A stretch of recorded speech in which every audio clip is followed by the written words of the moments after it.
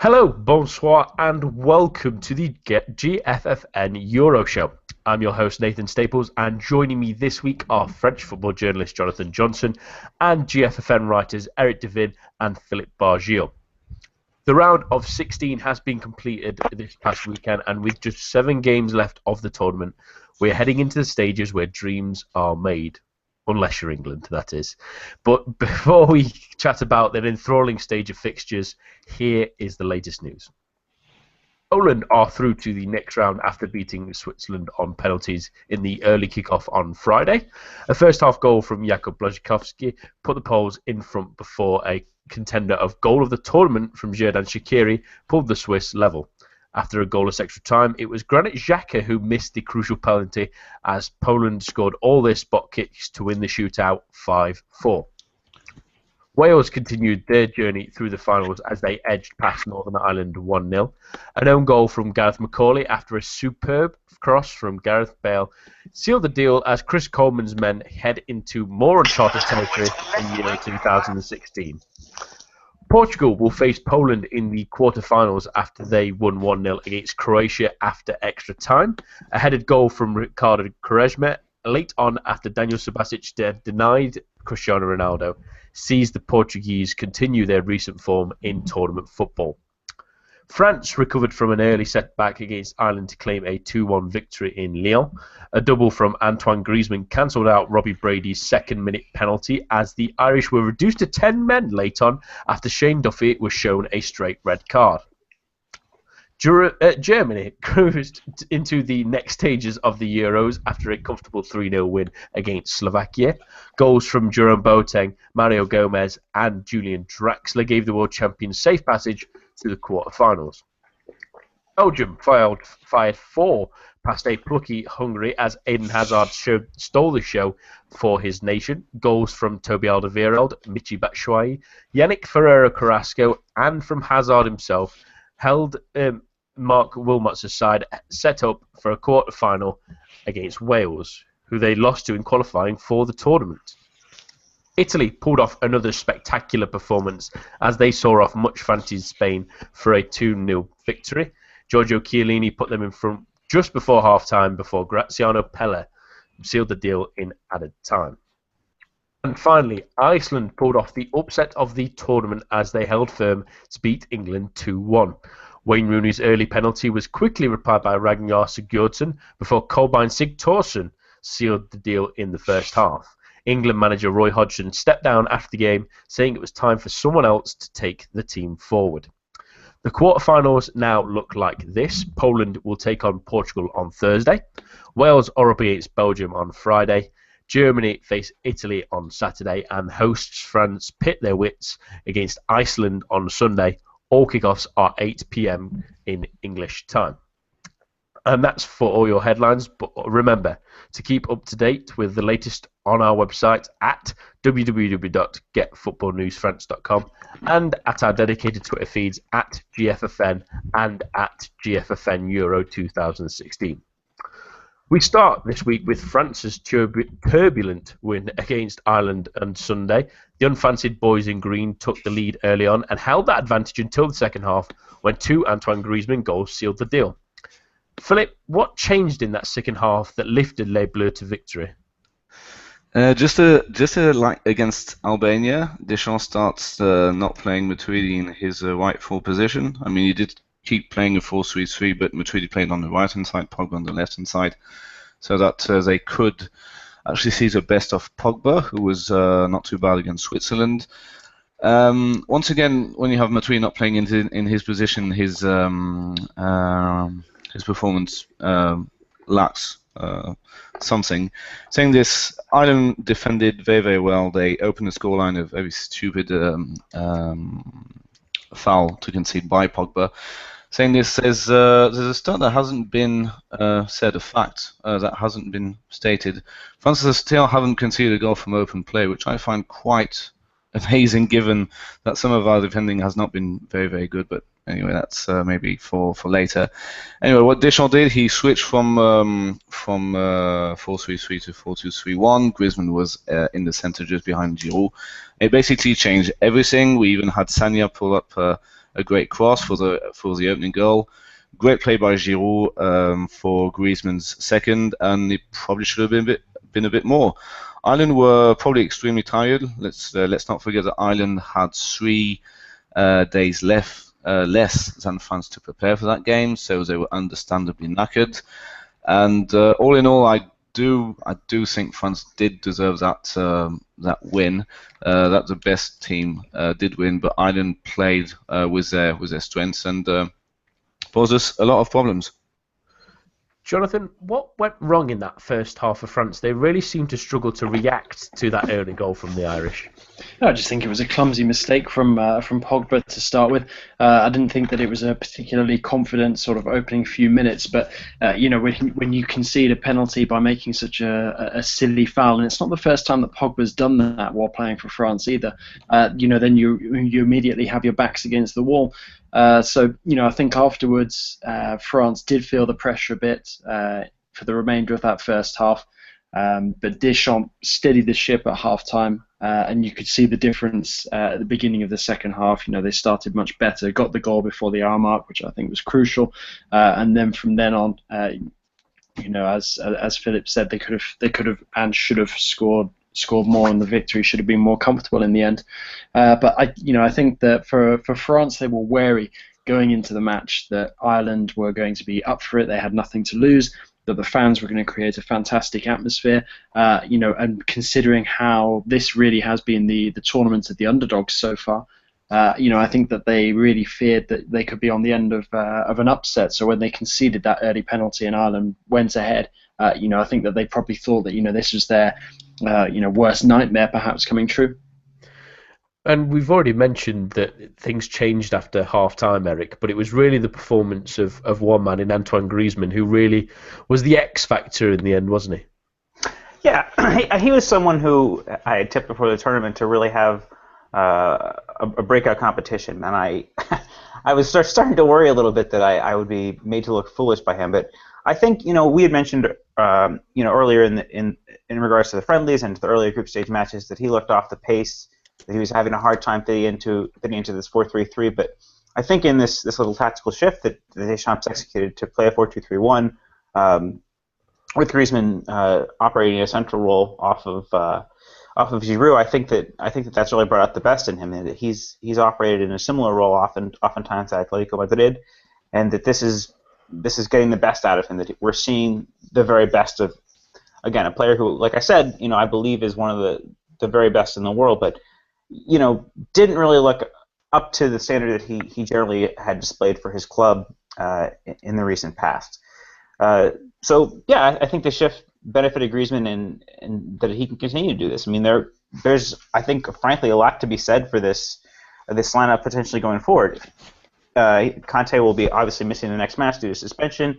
Whether Deschamps comes back with the 4-3-3 with Kavai at the base, or opts to play 4-2-3-1 from the start. I think that there's a lot of positives to take from this match, especially as Ireland are the type of obdurate opponent that Iceland will provide a similar style of opposition, just trying to beat France via a lot of hard work. And I think that, Griezmann was spectacular. Finally hitting his stride. Maybe fatigue's a little bit less of an issue, having had a week off between matches, and that there are a lot of positives to take forward, both for the player and for the team, as a result of this performance. Who would be everyone's starting 11 against Iceland? Well, actually, starting 11, I mean, we're obviously going to talk about the suspensions, obviously. But who would we put Griezmann in a number 10 role like he was in the second half from the off, or maybe keep it as a plan B?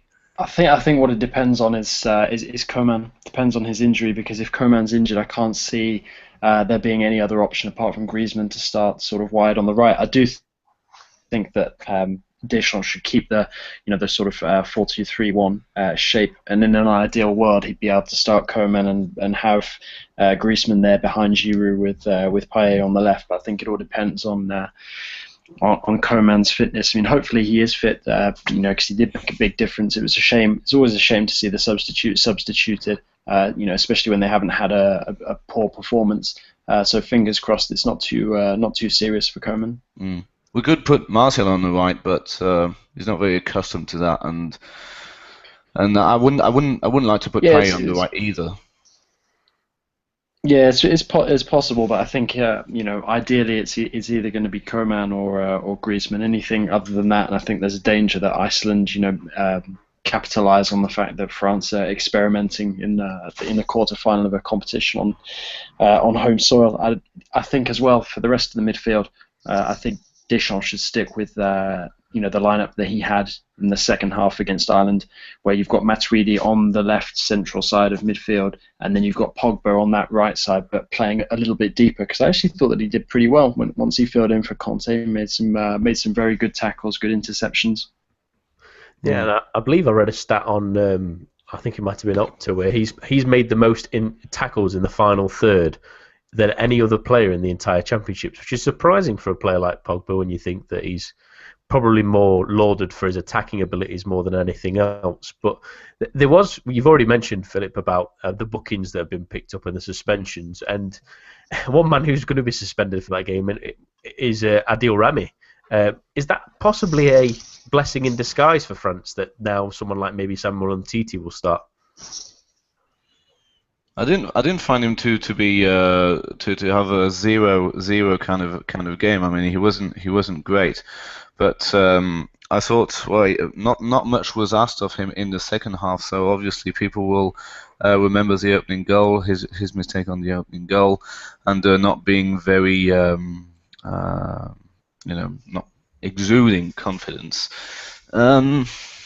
But yeah, it could be. But we talked about it last week, and if one of Rami or Koscielny gets a booking, there's going to be a hell of one massive amount of pressure on Umtiti's shoulders if he does start.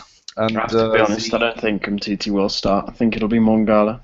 Well, actually, I'm actually hoping for Umtiti, but reckoning it'll be Mangala because Mangala did play at the World Cup in Brazil, and he wasn't exceptional, but he was when called upon, I think he was okay. But I just feel that with his experience and him playing in the Premiership, maybe it maybe makes a bit more sense, but he really will have to be on his at his very best. Saying this does remind me a bit of '98 though, because in '98 you had the Laurent Blanc sent off for a foul provoked by Slaven Bilic and Franck Leboeuf deputized at centre back. Now Leboeuf played in the third game against Denmark, but Leboeuf did play a World Cup final against Brazil and did great.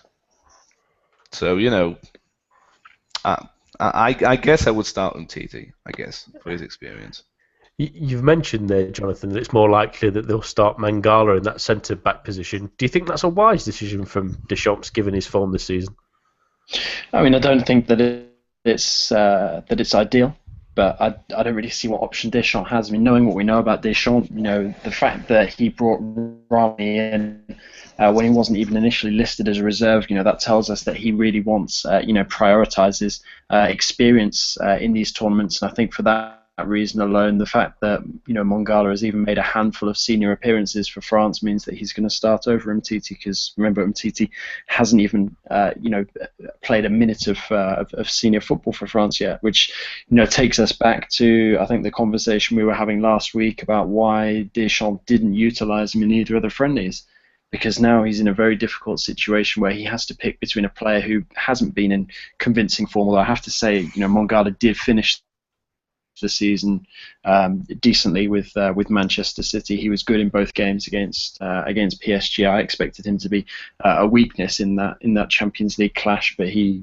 was actually pretty impressive over the two games. So for me, I think that Deschamps will pick Mongala solely based on the fact that he has experience.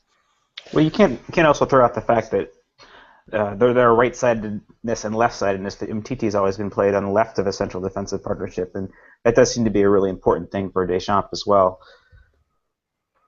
Yeah, and it's still that consideration of whether Mangala will be the better choice or Umtiti. But let's quickly mention the Irish as well, who for at least 45 minutes while they still had their legs, Philip, really gave it a good go. And, They and did, and yeah, they did, and I think it's a good.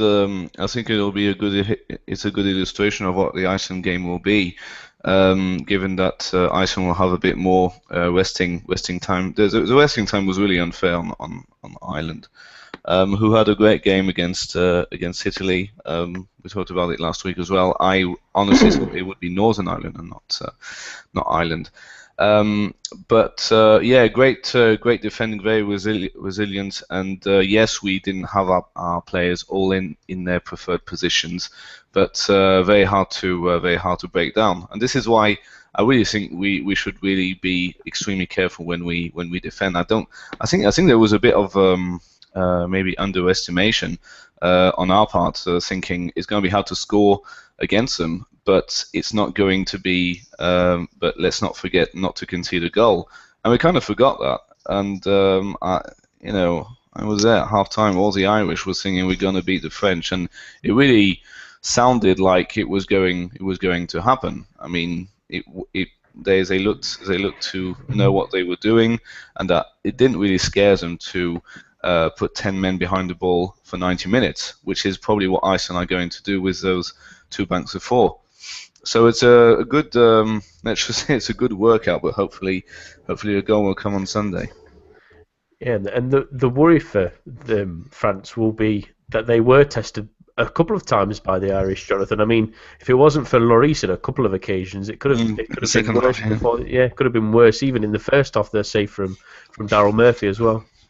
Yeah, absolutely. And I think that it's something that France are going to have to bear in mind going into the game against Iceland. They can't be as complacent as they were at times against the Irish. They're going to have to try to be as tight as they can at the back. This defense was never going to be watertight, but I do think that Iceland will be confident that they're able to, put France under a lot of pressure. Particularly physically. You look at the way that Iceland scored their 2 goals against England. One, the build-up where the ball was headed on and then kicked in. And then the other by Sigthorsson, who I have to admit I was absolutely stunned to see him get a goal. Yeah, Joe Hart was badly at fault for it, but when you consider the season that he's had with Nantes, that was a bit of a surprise. But I think that France will be prepared for a physical battle against Iceland, more so than they were against Ireland, because I think it took them by surprise. Yeah, and I think we were all a little bit surprised that it would be Sigthorsson who scored that goal last night. But just finally on France, Eric, even though Iceland obviously did very well at the weekend, it's a favourable draw for them. And are they starting to maybe hit their stride after that second half? Yeah, absolutely. I think that France definitely put it together in the second half of that match, and I think that Iceland show that they are willing to be a combative force. But I mean, let's face it, they haven't really come up against a team of the quality of France yet, particularly France's attacking options. And now that they're really going to be tested by a team that are, if not in form, perhaps starting to come into form, and I think this is a favorable draw for France with absolute certainty. Their opposition and the way that they've shaped up both in the group and against England. I mean, none of those teams look to be making any great strides in this tournament. Again, Portugal are in the quarterfinals, but after a very, very dour match against Croatia, and Iceland have proven to be resilient, but against what sort of attacking quality? And now that we've seen the way that France have at least 3 players in the form of Payet, Griezmann, and Pogba that can change a game in an instant. And I don't think that Iceland have faced a team with that many attacking options of such a high quality yet. And I think that France look very well set up to get at this team. I will say, though, that on this point that there might be an argument made. Again, the left-sided, right-sided experience arguments aside, that the way that Umtiti can bring the ball out from defense is not something that a lot of the other center backs have for France, and I think that could potentially allow them a little bit more of an advantage. If you have both Pogba and Umtiti being able to play long balls, that might serve a little bit to aid France in the counter. as we've seen yesterday against England, Iceland liked to slow the game down with the long throws and to really make the other team wait it out. And if France can play on the counter a little bit more, as we haven't seen that much from them going forward from the fullbacks at least, I think that could further aid France's potential advantage were they to use Mtiti in place of Rami instead of Mangala. Yes, and there's certainly an interesting challenge ahead for France. No one expected Iceland to do what they did last night, and they could possibly do it again. It has been a tournament of upsets so far, and we've about to mention there's been a few surprises on Monday, especially as both England and Spain went out of the tournament, and we will start with the former there, who were humiliated by a frankly terrific Iceland team in that game. Jonathan, is this the biggest upset in recent tournament history? I'm struggling to think of a bigger upset. I think it's an absolute embarrassment for English football. That said, though, as embarrassing as it is for the English, it was a huge performance from Iceland. You can't take it away. It was from them. It was no fluke. They've been extremely well drilled, well organised under Lars Lagerbäck. And it's to be perfectly honest, going into the match. Although being English, I was watching out of interest to see how England would do, and sort of half hoping that they would put in a good performance, get themselves into the quarters, and set up a mouth-watering match with France. It did cross my mind more than a couple of times, that they could quite easily mess it up. I thought that the early goal would be enough to settle their nerves. And it almost had the opposite effect, really.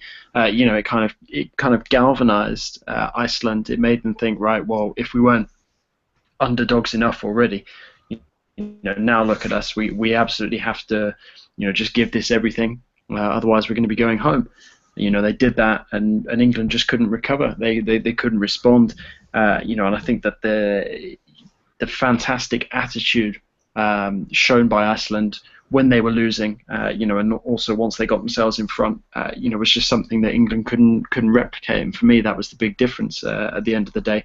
No doubt that England have more talent, across the board in their squad than Iceland, but they don't have that same cohesion, that same team spirit, and it was you could see that the upset was in the making once they got that equaliser. Really, I think.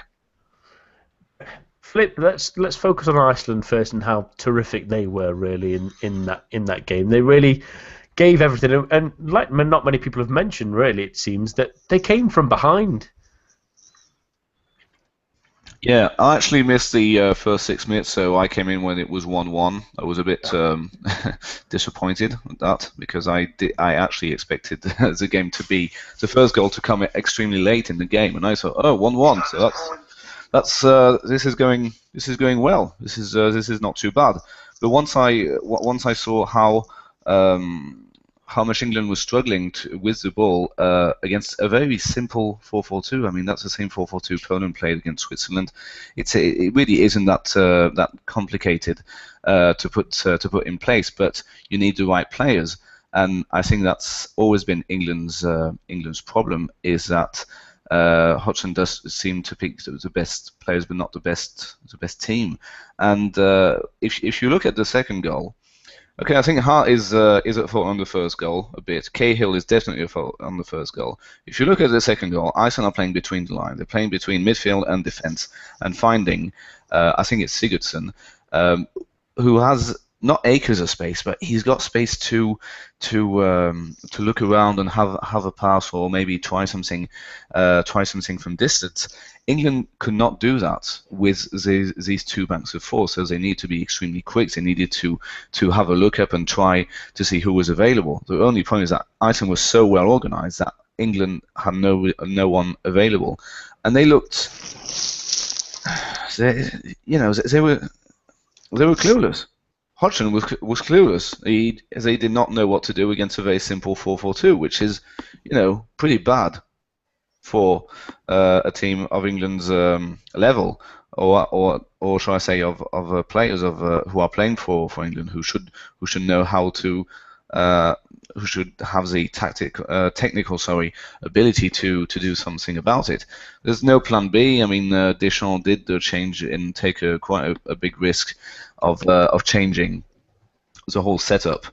But Hodgson didn't do anything at halftime. He didn't change the formation. I don't think we even know what the formation was, and it was just clueless. There was no real. It's like he didn't try, and the worst came with 5 minutes to go where he put on Rashford, and Rashford was actually quite good at creating something. It's I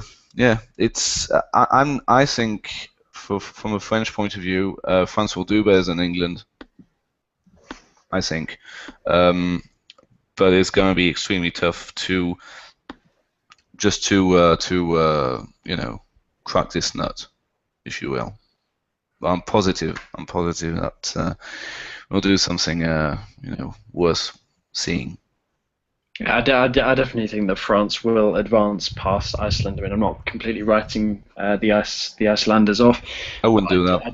I do think that France will have too much for them. Like you said, Deschamps seems to be able to make the changes necessary, in order to at least provoke a reaction from his players, something that Hodgson was unable to do. I mean, I could see Iceland, perhaps taking a surprise lead against France on Sunday, but I think ultimately. The French will have too much for Iceland. Hopefully. Just mention, yeah, hopefully, because many of us in England, I suppose, predicted a little bit too early that it would be easy. And Eric, Philip's already mentioned it, but I don't think I've seen a team. I'm not sure about you. I've not seen a team in such a long time not have a plan B for an entire second half. Yeah, I mean, obviously we can see what Hodgson was trying to do with bringing off Dyer and bringing on Wilshere to try and use the pace of Sterling and Sturridge, with Wilshere playing long balls over the top, but to get a better range of passing. But the fact of the matter was that that is what Rooney was on the pitch to do too. I mean, we've talked about how he has a good range of passing and how he demonstrated that in the group stage, but it just wasn't coming off. And the ability of Rose and Walker to get involved going forward wasn't coming off either. So, I mean, why not bring on the likes of Lallana, for example, someone who's got a little bit more creativity with the ball at his feet? I know he hasn't exactly sparkled in this tournament, but if Iceland are willing to sit back and defend and not be able to be cut on the break due to the quality of England's long balls, why not bring someone who can get at these players with the ball at their feet? I mean, let's remember, one thing that was mentioned in the commentary during the match was that a lot of these Iceland players were on a booking, and were they to have been booked again, they would miss the subsequent quarterfinal. So there was always going to be a level of caution in terms of the players' physicality. And with regards to that, I think that had England tried to play the ball on the ground a little bit more and get at Iceland in a more direct manner, I think that the match could have come out a little bit differently. But I think that the way that England approached things in terms of trying to use Wilshere from a deep position rather than a more advanced role, I don't think that there was much to be said about that. I think that there might have been some thought in regards to that in terms of starting Sterling as he is a very pacey and direct player, but with him struggling the way that he was, why Rashford wasn't introduced sooner, why Lallana wasn't introduced at all. I think that there are a lot of questions to be asked of Hodgson, and it's easy to understand, why he resigned and why England looks so lost. I think that it was route one football and it wasn't coming off, and there's not really much to say about it. It's just a really disappointing effort from a supposedly up and coming England to go out in this manner. Do we think that the FA would have sacked Hodgson had he not resigned? Unequivocally, I think. Yeah. I'm not that sure. Pushed, yeah. Because I think so. Is it some case of some FA guy was giving him the order? Okay, just resign because this is you're terrible, and he said yes. Greg Dyke said before the tournament, quarterfinals are a must. Mm. Yeah. So he would have been sacked if he didn't. He would have been sacked. That might not have happened immediately, but I definitely think he would have been pushed out. However, what I think is most bizarre in all of this is that there was a speech for, a resignation speech ready, immediately for after the game. It's just the strangest. It seems a very well rehearsed.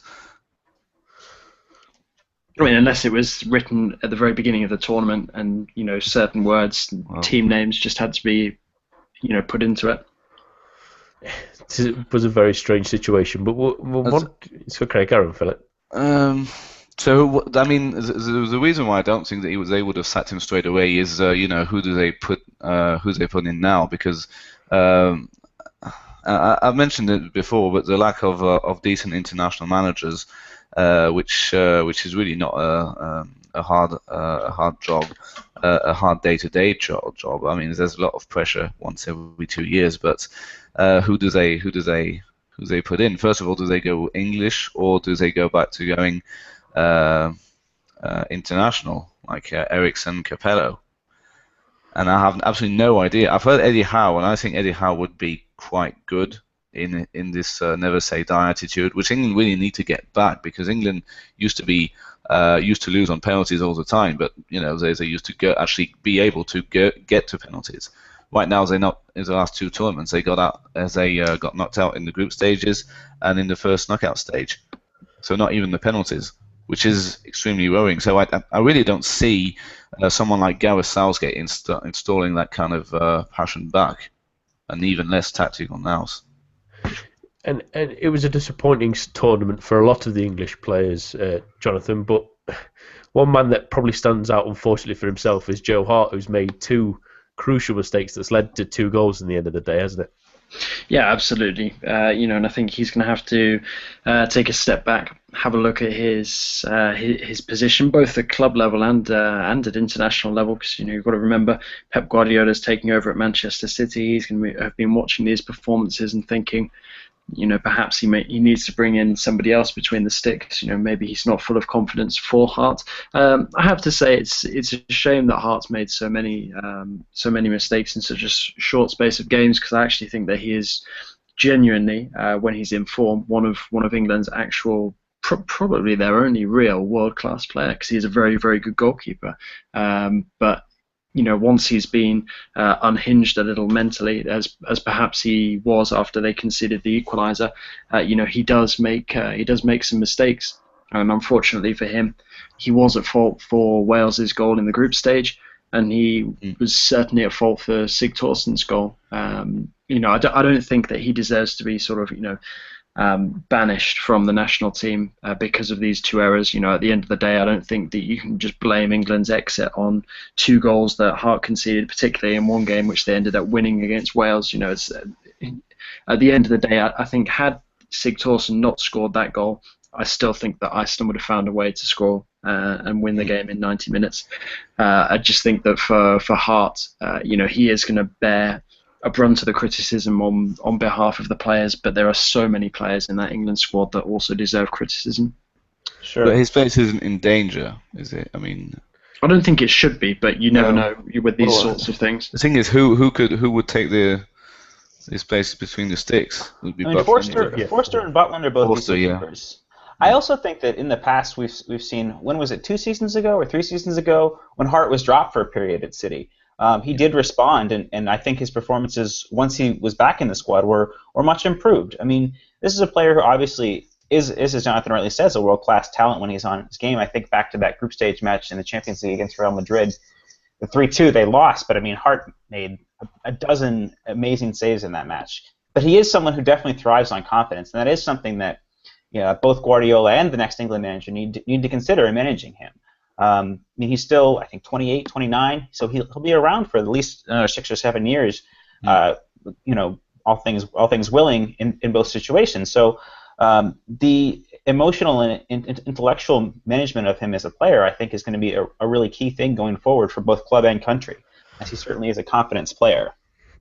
Yeah, it's almost indicative of every English keeper to make a mistake or 2 in a major tournament. That seems to be the part and parcel of being an England player. But just to sort of have my own miniature rant on this, it was borderline insanity watching England play at times, especially in that second half. And I still can't believe that a manager decided to play 4 strikers and even moved a centre back up front for the final 5 minutes, as if we were playing in the 70s, and that would eventually get us to break down the door. It was an abject performance full of sideways passing, full of no one willing to take on the player up wide or put a ball across, and it's just severely disappointing to know that we have a relatively, at least a talented enough squad to beat Iceland. No disrespect to them, they were absolutely excellent at times, and they, like Jonathan said, they absolutely deserved to win. And if they hadn't scored that goal from Sigthorsson, which is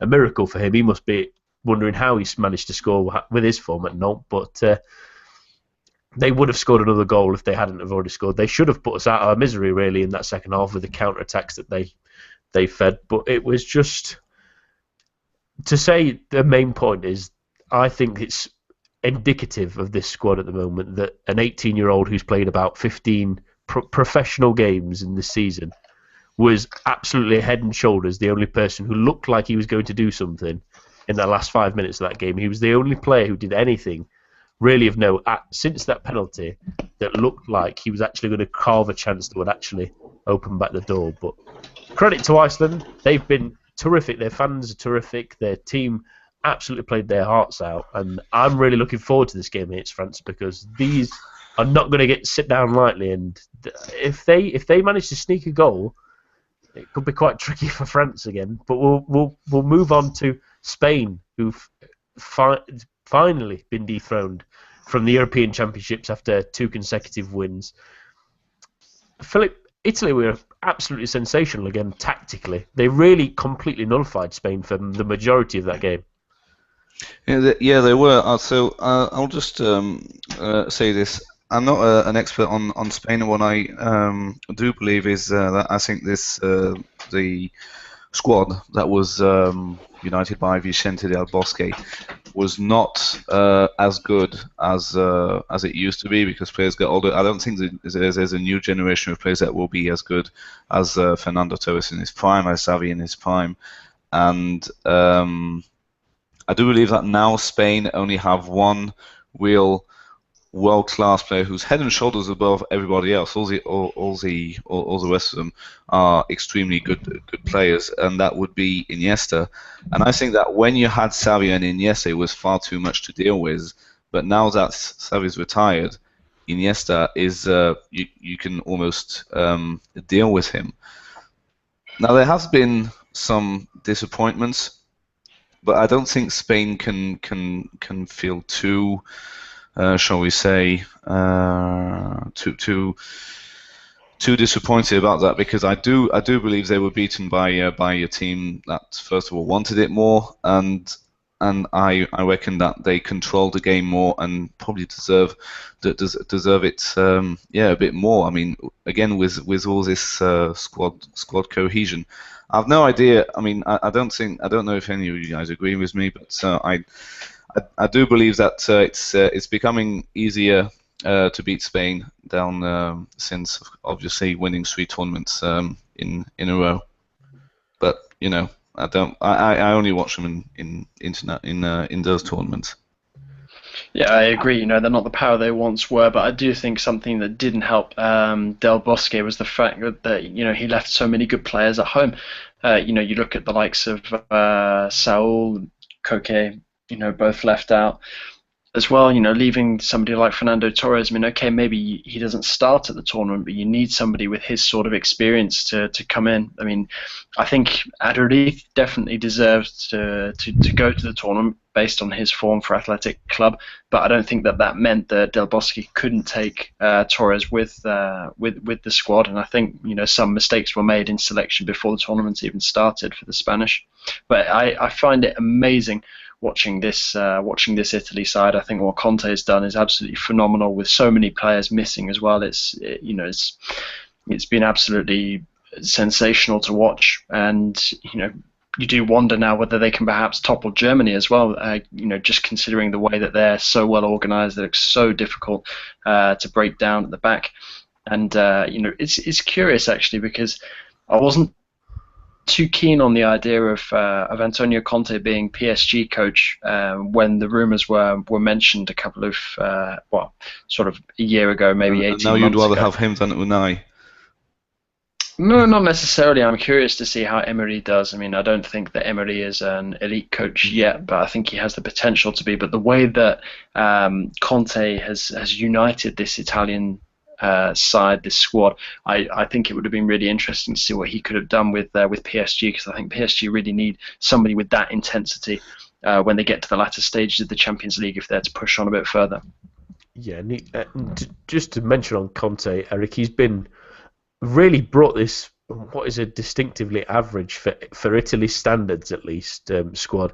He's really drilled them into an absolute unbelievable sort of unit. I mean, for a good 70, 80 minutes of that game, Spain were nothing. I like many would have expected. I thought it would be the Italians sitting back and soaking pressure up and then attacking, but they really went for it even in the first half, didn't they? Yeah, I think so. I think that they realize that the frailties of the center backs of Spain. I think that on their day, Piqué and Ramos are fine players, but I think that they both didn't play very well, and that they were perhaps showing the effects of a long season. And the way they were caught out, particularly in the first goal, was frankly embarrassing. I think that Conte recognized that and realized that they could be got at, and set the team up to play to that. And I think that there's a lot to be said for that particular level of style, and the fact that that back three and De Rossi are when they may be getting on, are still, despite the relative anonymity of most of Italy's attacking players, those four and Buffon are still, and despite their ages, players of a very, very, very high caliber. And it's last shootout at the OK Corral or what have you. It's a lot of these veteran players that Conte is able to get the best out of and G up for one last tournament. And with the right balance of attack, I think he's really hit the note. And to be frank, considering the caliber of opposition that Italy have faced, they for me have performed the best out of any team in the tournament to date. I think that Germany and Belgium certainly look good in their matches in the round of 16, but I think the way Conte has his team playing, Italy look like favorites to me right now. What's it going to take for Del Bosco to resign? I think he's already admitted that he would leave after the tournament. He was planning to leave before the tournament would have started. So he's leaving. He was already planning on leaving regardless of the result. Oh, I see. So he's going to resign. I believe so. Yeah. Okay. And do we have any names for who might be? Again, like a lot of nations, it seems there's not a plan B for many teams afterwards. It seems like they stick with the manager, they get rid of him, and then go, right, well, who's next then? Let's have a look. There's never really a succession plan in the international football, it seems. But you look around. PSG have timed the appointment of Emery quite well, I think, because had this situation stretched on for a couple more weeks, you'd think that Emery was probably the outstanding candidate to take over. Which is why I believe I read earlier that some Spanish reports are linking Roberto Martinez to the job, which sounds like a death knell for them. Yes. I just wanted to mention a final question for you, Jonathan. It's one that bugged me during the game, and he's not necessarily been impressive for Manchester City as recently as David Silva. Was it the best decision to be playing him in a wider role when Nolito's on the other side and trying to use someone like Morata in the middle? I think Nolito for a start had just a very poor game. I'm not convinced by him as a top quality international, and I think the problem for Spain at the end of the day was it was just very, very difficult for them to break down such a well organised defence. Conte has worked with what he had available to him, and that was still pretty much a first choice defence and goalkeeper, and he's built from there. So this Italy side, when they're full strength, are pretty much impregnable. They didn't concede against Belgium in the opening game. They didn't concede in the second game against Sweden, and they didn't concede here against Spain. They conceded against the Irish, but that was after pretty much the entire starting 11 was rested. So I think that the problem for Silva was the fact that it was just a very, very difficult defensive unit to break down, and that's why the whole Spanish attack really seemed to struggle, and we started seeing Spain playing some direct balls in, trying to look for Aduriz to attack it, and that's something that we've not seen from Spain in a long time. Well, thank you again for Jonathan for joining us this evening, and hopefully we shall see you next week. All right, thanks a lot for having me on, guys, and speak soon. Yeah, Thank you. I do have one final question to you, Eric, on Spain before we move on.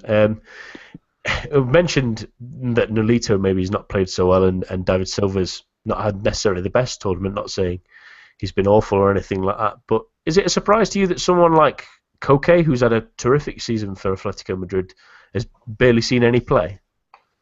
Yeah, I mean, and like we were alluding to earlier, it's the selection of this team is just mind-boggling. Lucas Vasquez. I'm sorry, I'm speechless. Literally, I'm speechless. Isco, Saul, even Inaki Williams is a wild card. There's just a lot. I think there's a lot better players on form based on their seasons in La Liga who should have been brought into this Spain squad, and it just boggles the mind why Del Bosque made the selections he did. You can't make the argument for experience for Vasquez in particular, for example. Again, Koke is the sort of player who at Atletico is tasked with doing something very different. But let's not forget that, much like Saul, his ability to get forward and be a creative force is impressive as well, even if it's not always in full evidence at Atletico. There is some danger from Del Bosque's perspective that Koke may have not maybe in too much of a defensive mindset based on the way he operates at club level, but it's like riding a bike. It's not as if he forgets how to attack, how to go past a man, or how to put in a cross. I think Del Bosque and Hodgson in particular have really disgraced themselves at this tournament, both in their player selection, and I think that there's not much to be said. Think back to 2 matches ago and how bright Spain looked, how Iniesta was looking like one of the players of the tournament, and just to have that all go wrong. Okay, the Croatia loss was a bit fluky, but I think that the signs were there, and then the way that they conceded the goals in this match are just really worrying. I think whoever the next Spain manager is, I think frankly needs to have a real hard look at the way this team have been set up. The way that the best club teams in Spain are playing right now, being Real and Atletico, I think, in terms of getting results, I think maybe that should be looked at more of a model, more of playing on the counter attack and being a little bit more resolute rather than the tiki-taka style that we've seen espoused under Del Bosque and at Barcelona in the recent past. Yeah, and it's going to be an interesting metamorphosis really for Spain in the next year or two of where they decide to go, especially with a couple of their talent base getting a little bit older, and certainly a new manager probably coming in with different ideas. But let's move on to the other games of the round of 16 now, and we'll start with the impressive Germany, who Philip really put Slovakia to the sword in that game. Yeah, once again, Jogi Löw has decided not to play for a striker at the start of a tournament, and he's starting him as that striker being not Miroslav Klose because he retired, but Mario Gomez. And Germany just look much better with a true number 9. Draxler had a good game. Özil was quite good as well. Götze was understandably dropped, and we actually just saw there's a difference between an England side who were unable to score against Slovakia and the Germany side who actually I thought said, okay, 3-0 is enough. Just okay, we proved our point. We proved we're better than them, and we're off to the quarterfinals against Italy. That's basically the message they sent out, I thought. Yeah, the team is really starting to go from strength to strength, and I reckon, yeah, that game against Italy is one to watch. The one on Saturday evening is going to be absolutely massive tactically. 2 absolutely incredible goalkeepers, possibly the 2 best in the world, and massive revenge for 2012, where Italy beat Germany, which was actually kind of a surprise. I remember back then I really didn't expect Germany to lose that game. Balotelli was on fire. So yeah, extremely impressive. Yeah, and it's food of thought to remember that Italy have never ever lost to Germany in a major tournament. So that might be playing on their minds. But another thing that Germany have changed in recent games, other than playing Mario Gomez up front as a main striker, Eric, is using Joshua Kimmich as a right back instead of the likes of someone like Benedict Koides. He's played reasonably well in that position to say he's predominantly a centre midfielder for Bayern Munich. Yeah, I think that he's as your question sort of alludes to, is that he's a much more cultured player with the ball at his feet. He's got a better range of passing. I think he's got a bit more pace to him than does Hovedez. I think this is a great move, and this is, another one of those players who, coming from this Bayern upbringing under Pep Guardiola, have this incredible tactical versatility, which allows, as the very best teams need, to have a switch of systems and a switch of positions without a change of personnel. And I think that Kimmich, being I think 20 or 21 in this position, looks to be, he's not at the level of Philipp Lahm yet, but I think that with he and Jonas Hector, I think that now Germany are looking like they have something a little bit more solid at fullback, whereas that had been, despite their winning the World Cup, sort of looked at as their Achilles heel if they had one. They are the world champions, but I think that fullbacks have been pointed to as sort of being, well, maybe that's the point where you can get at Germany, because if they don't have width, then you can force them into different areas of the pitch and sort of try to control them that way. But yeah, I think that Germany, probably for me, I think that at this point in time, whoever wins that match coming up is probably going to win the European Championships. I think that those two teams have showed each other. I'll tell you that. Philip, given. I know where you're coming from. I mean, it's going to be touch and go, but yeah, I actually agree.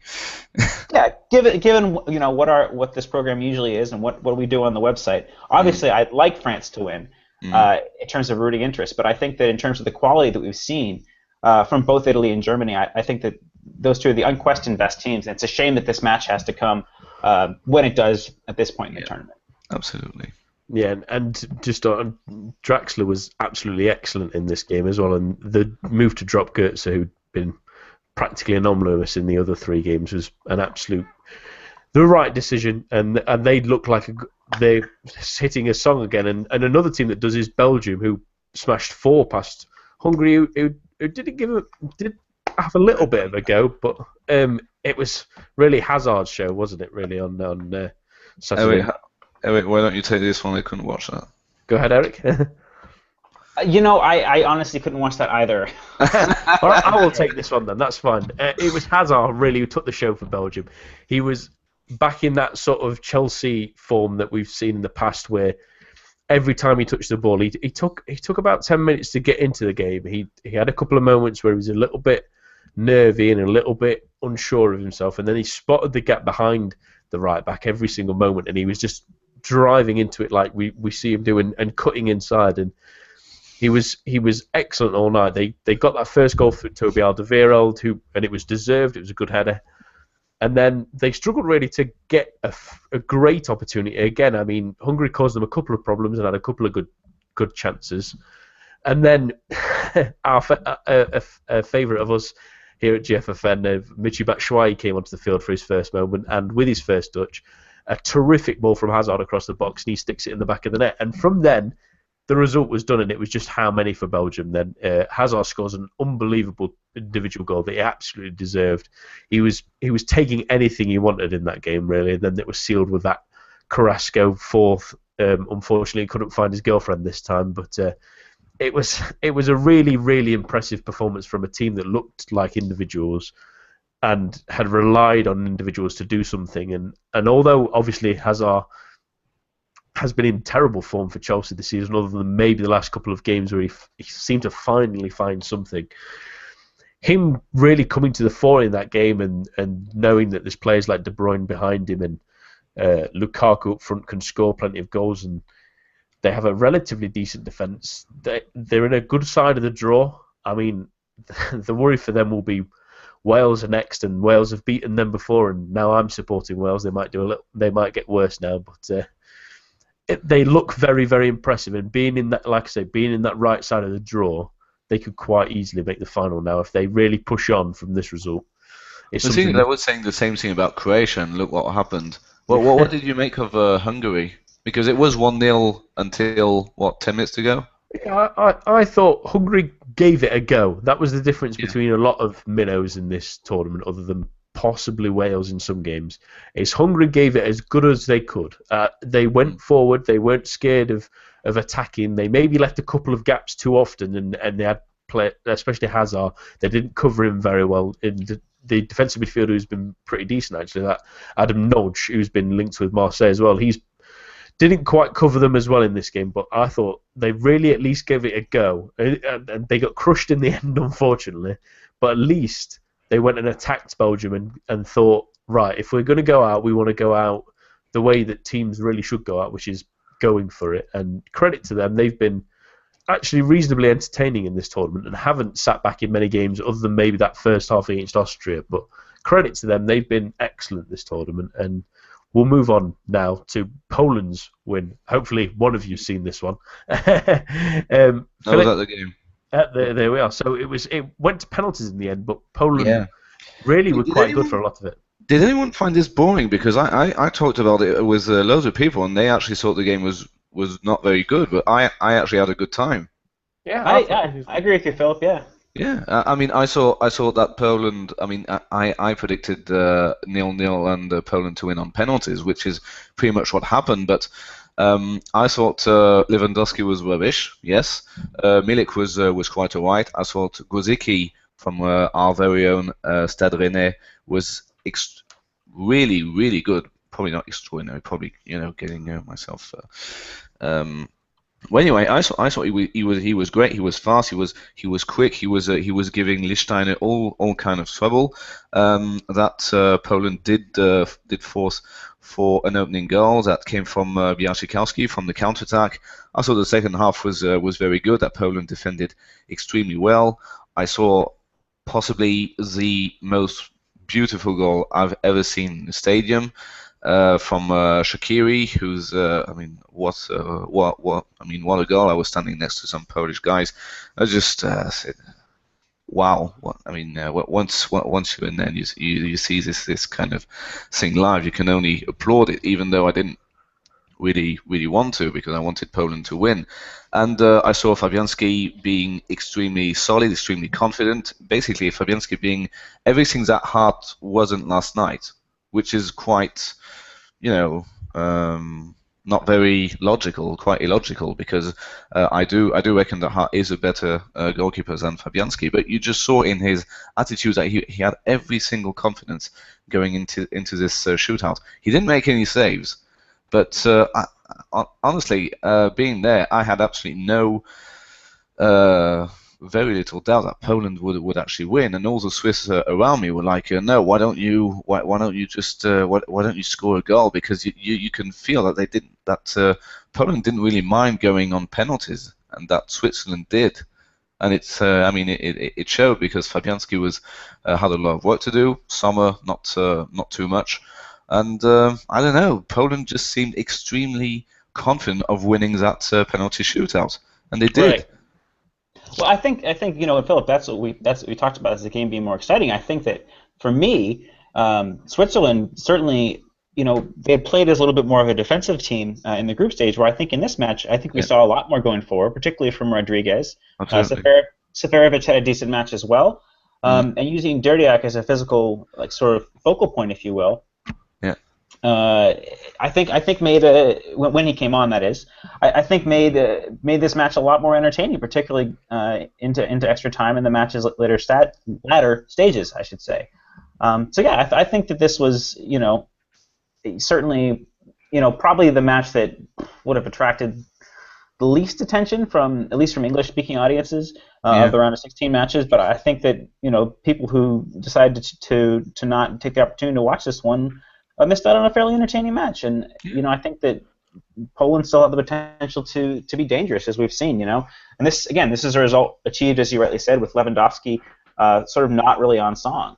So yeah, I don't really get that. I mean, the team is extremely there's a massive cohesion, and he just seems completely out of sorts. Not even out of form, out of sorts. He doesn't seem to be managing anything. Yeah, I think I just don't get it. I think he's been marshalled very well so far this tournament, personally. But yeah, they look good, Poland, and they're going to be interesting going forward. And that goal by Shaqiri will be remembered for a while. That was a terrific finish.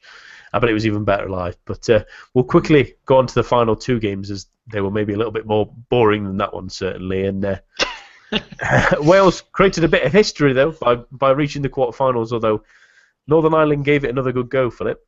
Couldn't watch either. Eric? I missed that one as well. I did see. It is 8 games, Nathan. It was a big weekend. Yeah, and the Copa America for me too. It was wow. There's a lot going on. I will trumpet the virtues of Wales, as Northern Ireland were incredibly difficult to break down at times, and especially with the Wales side that thrive really on teams at least giving a little bit of something to them, because they need that space to counter-attack, especially in this 3-5-2 that Chris Coleman's done. And it was an incredibly defensive performance from Northern Ireland for most of it, although they did have some half-decent chances in the first half especially. The second half they seemed to tire especially, and it was literally the only moment they gave Gareth Bale a moment of space, and he puts the ball across. It's a fantastic ball, and Gareth McCauley's so unlucky at the same time. I mean, if he doesn't touch that, it's a definite goal from the man behind him anyway. And it's just, at least for me, there's some semblance of happiness for this week that Wales, they've been really good this tournament, and I said before the tournament that they could be pretty dangerous, because they are a good, solid team that have good players running through their spine. And they've shown that they've got that character to really push on through, and they won't fear Belgium in the next round. I know people will say, oh, Belgium have a terrific assortment of players and individuals, but Wales won't forget that they've beat them in the qualifying, and Belgium certainly won't forget about that. And that's going to be a pretty interesting game, I think, heading into that one. And finally, we head on to that real snowfest that came on Saturday evening. Philip, Portugal eventually. No. Eric? Yeah, no, I did watch this. Mistakenly so. I worked 13 hours. Got home. Actually, I wanted to watch it, but when I heard the comments, I said, well, it's a good thing I didn't. Yeah. Well, no, I got home. I set the match to download, got in the shower, made some dinner, match is ready to download. I started watching it, and I'm like, oh, what am I doing? Having to get up early to watch France the next morning, it was probably not the best decision. But yeah, I think that it makes a nice story that Portugal can perhaps get a little bit of a measure of redemption for being so poor in the group stages. And the goal by Quaresma was impressive. But yeah, I think that both teams know that they have players. A couple players who can be really spectacular as a point of attack, being Modric and Mandzukic on one side and Nani and Ronaldo on the other. But perhaps they weren't seeing as much of a threat from the rest of the team and were playing in a very cautious style. And unfortunately, that sort of bore itself out to extremes. So again, I like to see Portugal play with a little bit more verve. I mean, obviously the result against Hungary in the group stage showed that this team can score goals. So perhaps we'll see a little bit more of that against Poland. I think that's a really tasty match. I think that both teams will do well to really attack each other. And I don't think anybody would really have predicted Portugal or Poland to be a semi-finalist ahead of the tournament. But it looks like that's the way things are going to shake out. So that could be a really entertaining match on Thursday. Yes, right? Yes. Thursday, yeah. And I feel so sorry for Croatia in that game. They were both very, very tentative for about 110 minutes, and then Croatia go, well, let's go for it. We've got 10 minutes before, essentially before a penalty shootout. We might as well have a bit of a go. The moment that happens, they get counter-attacked and scored on. And literally, almost, it felt like as soon as Croatia woke up, Portugal went on a counter-attack and crushed their dreams. But I think Portugal will have at least learnt a couple of things in this game. I think they have to start Renato Sanchez in the next game. He was really a difference maker. I know they still didn't create enough, but he really had that extra verve to their midfield. He was combative. He was willing to get back and forth and really start dictating Portugal's play. And it was really impressive from someone of his age especially. And I think they'll be tricky in the next round. The one thing I would say that I'm a little bit surprised at is given Subasic's penalty-saving ability, both he's demonstrated for Croatia and for Monaco in the past, it seems a little strange that Croatia didn't want to take that to penalties. Maybe they just wanted to get it over and done with. They were a bit tired. But it was strange that they wanted to sort of be a little bit cautious to avoid that Portugal counter-attack and then finally decided to go for it. And then Portugal countered and scored. But that's how football would go, wouldn't it? So that's all from us this week. My thanks to Jonathan, Eric, and Philip. Thank you all for listening at home, and I think I will go back to banging my head against the wall. A bientôt, and farewell.